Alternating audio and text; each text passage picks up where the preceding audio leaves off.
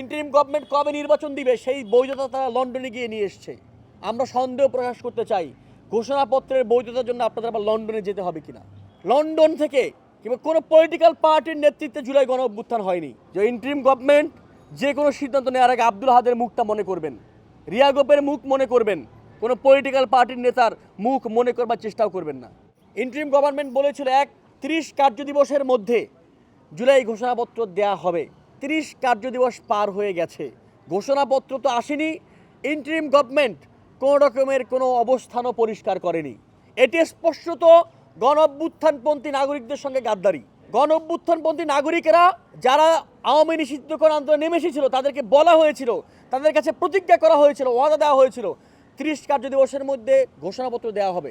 30 কার্যদিবস চলে গেছে, ঘোষণাপত্র হয়নি। বরং এই নাগরিকরা, এই ছাত্ররা যারা তাদেরকে ক্ষমতায় বসিয়েছে তাদের সঙ্গে তাদের ব্যাপারে এই যে দেয়া হলো না, সবাই প্রশ্ন করছে, সেই প্রশ্নের কোনো উত্তর দেওয়ার মতো গুরুত্ব ইন্টারিম গভর্নমেন্ট দিচ্ছে না।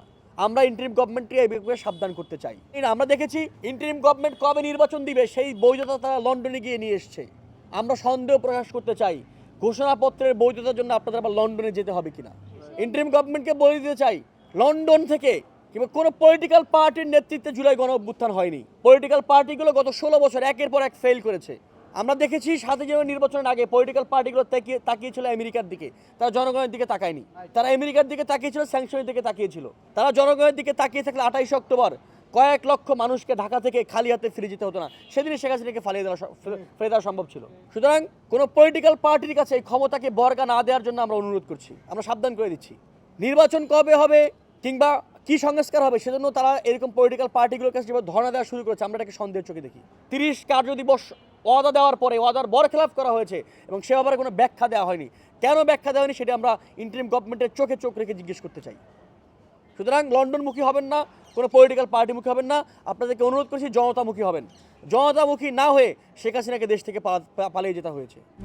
RICL TMX, যুগের পর যুগ স্থাপনা থাকে মজবুত।